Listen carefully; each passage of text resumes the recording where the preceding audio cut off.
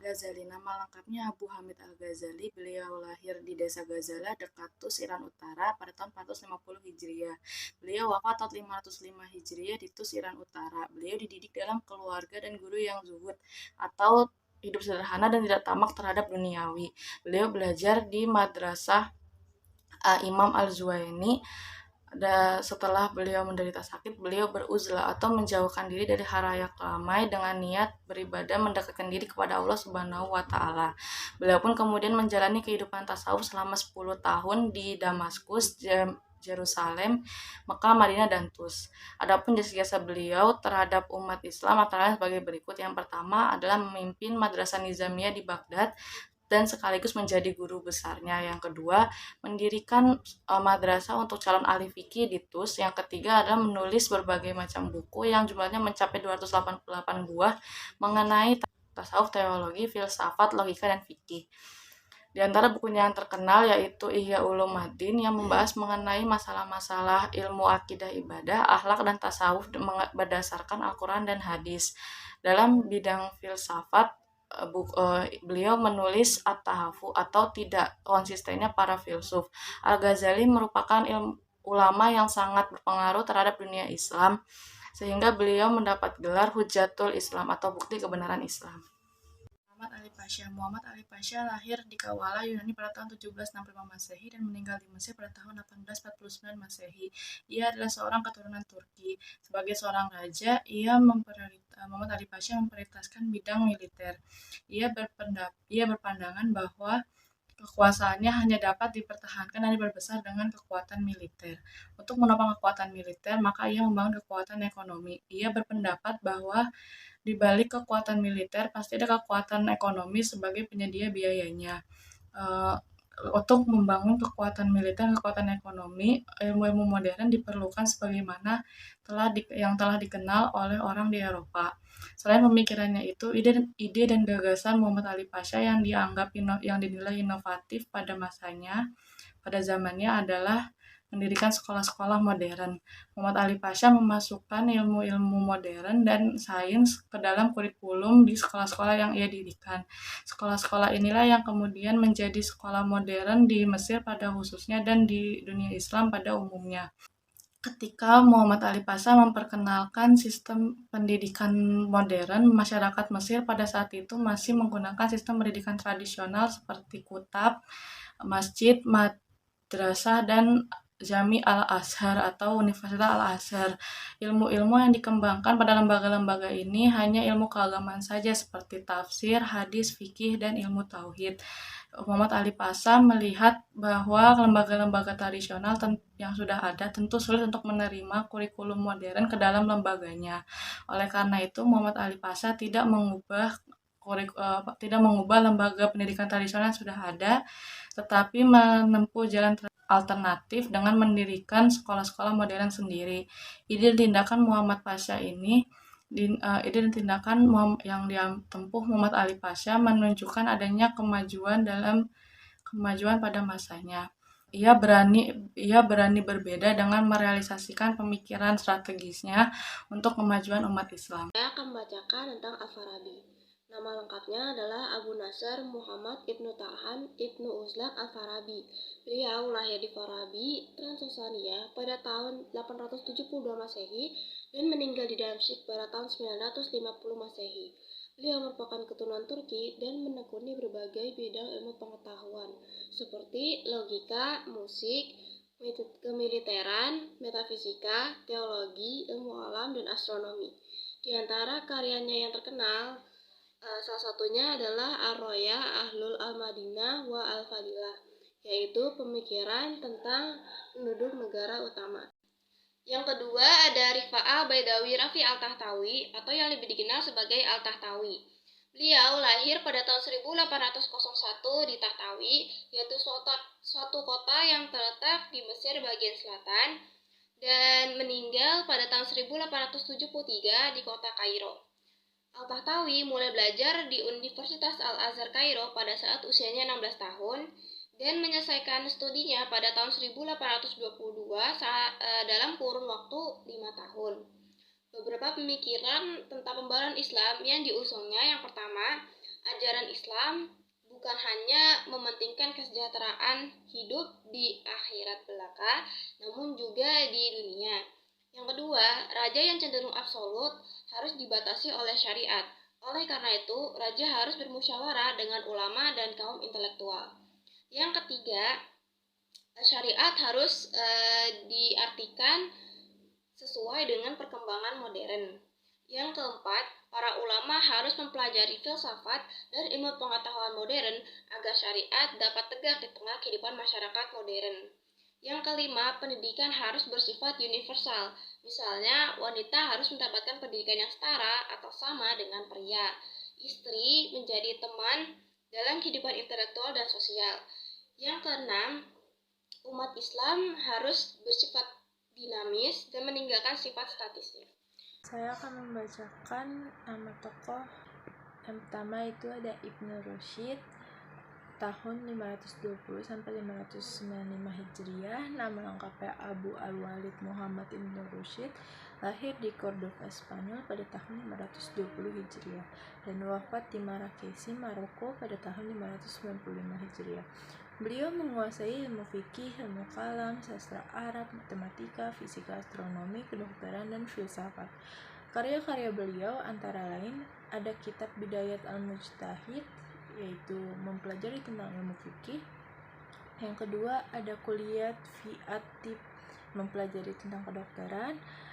Yang ketiga ada Fasil al-Maqal fi mabain al-Hikmah wa Ashi Syariat.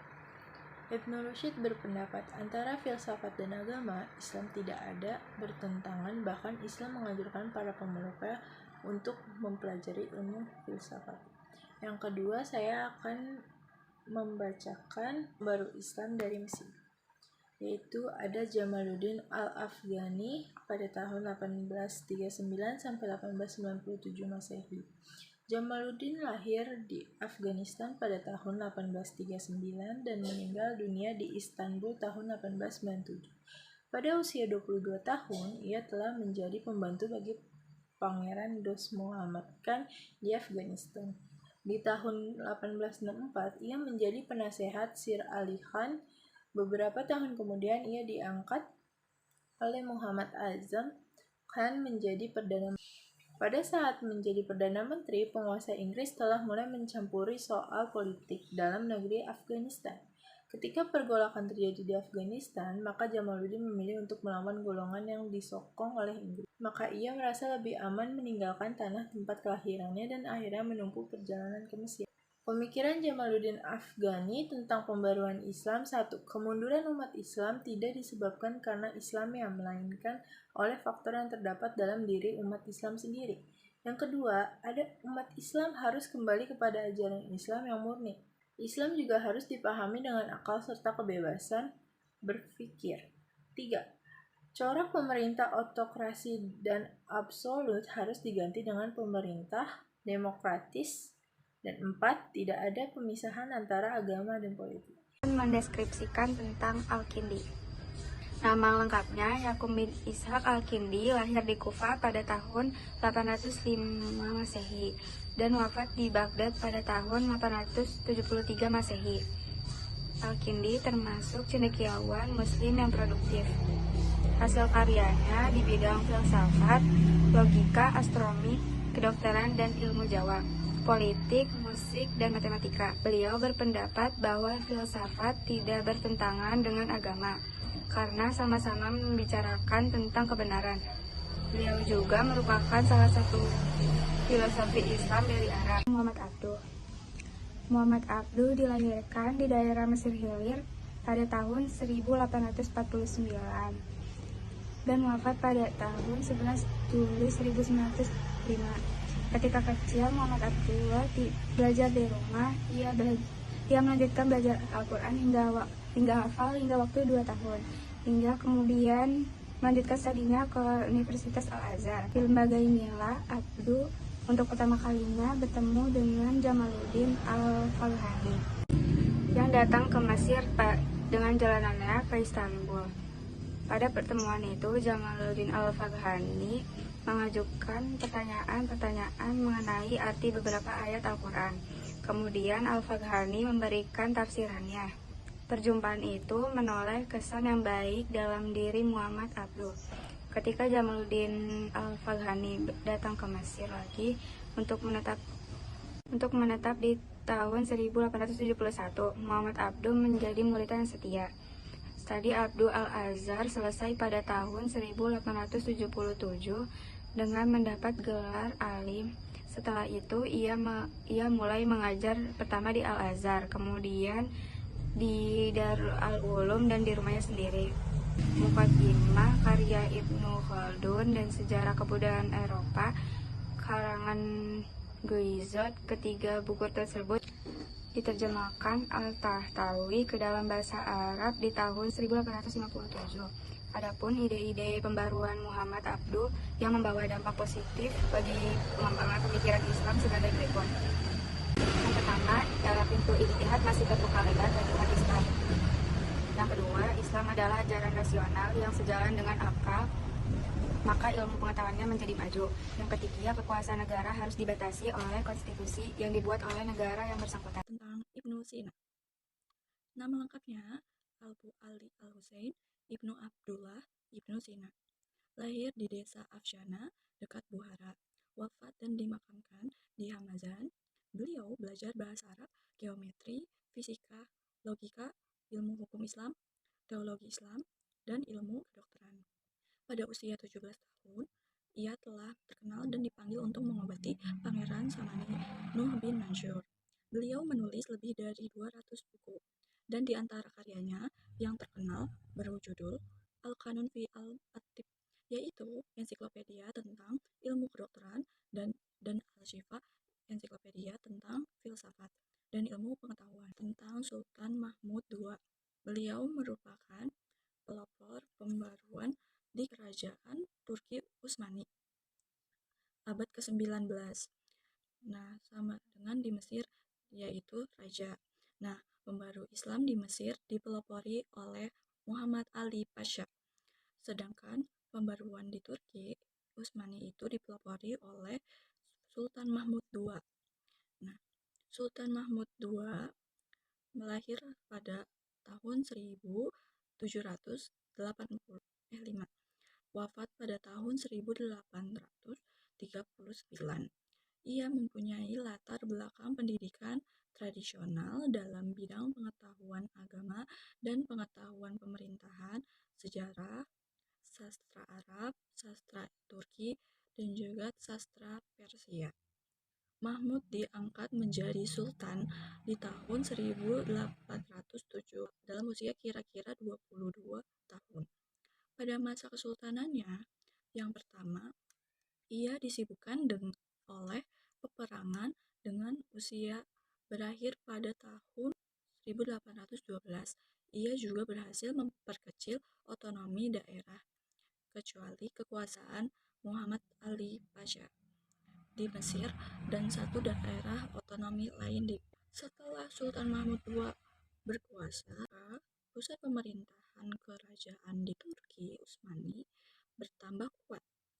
Ia akhirnya berpendapat bahwa tiba waktunya untuk memulai usaha-usaha pembaruan yang telah lama dicita-citakannya. Di antara pemikiran-pemikiran pembaruan Sultan Mahmud II adalah sebagai berikut. Yang pertama adalah menerapkan sistem demokrasi dalam pemerintahannya. Yang kedua, menghapus pengutusan sultan yang dianggap suci oleh rakyatnya.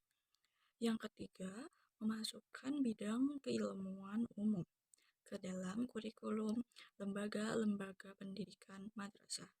Yang keempat, mendirikan sekolah Maktebi Ma'arif untuk mempersiapkan tenaga-tenaga administrasi, dan juga mendirikan Maktebi Ulum Al-Edebiyat untuk mempersiapkan tenaga-tenaga ahli penerjemah. Yang kelima atau yang terakhir, mendirikan sekolah-sekolah kedokteran, militer, dan teknik. Mengenai Al-Farabi, nama lengkapnya Abu Nasr Muhammad Ibnu Tarkan Ibnu Uzlaq Al-Farabi. Beliau lahir di Farabi, Tarsosania pada tahun 872 Masehi dan wafat di Damsyik pada tahun 950 Masehi. Beliau keturunan Turki. Al-Farabi menekuni berbagai bidang ilmu pengetahuan antara lain logika, musik, kemiliteran, metafisika, Ibnu Alam, teologi, dan astronomi. Di antara karya ilmiahnya yang terkenal berjudul Ar-Royu Ahlul Al-Madinah wa Al-Fadilah atau pemikiran tentang penduduk negara utama. Selanjutnya ada Rifa'ah Baidawi Rafi Al-Tahtawi 1801 sampai 1873. Tokoh ini sering dikenal dengan sebutan Al-Tahtawi.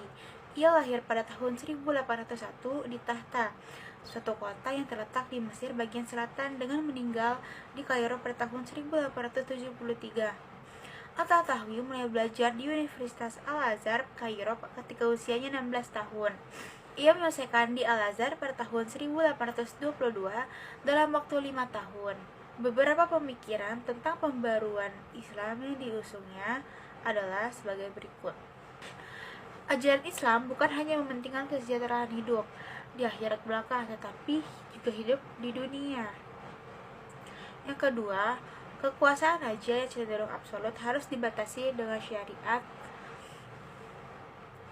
Oleh karena itu, raja harus bermusyawarah dengan ulama dan kaum intelektual. Syariat harus diartikan sesuai dengan perkembangan modern. Yang keempat, para ulama harus mempelajari filsafat dan ilmu pengetahuan modern agar syariat dapat tegak di tengah kehidupan masyarakat modern. Yang kelima, pendidikan harus bersifat universal. Misalnya, wanita harus memperoleh pendidikan yang sama dengan kaum pria. Istri harus menjadi teman dalam kehidupan intelektual dan sosial. Yang keenam, umat Islam harus dinamis dan meninggalkan sifat statisnya.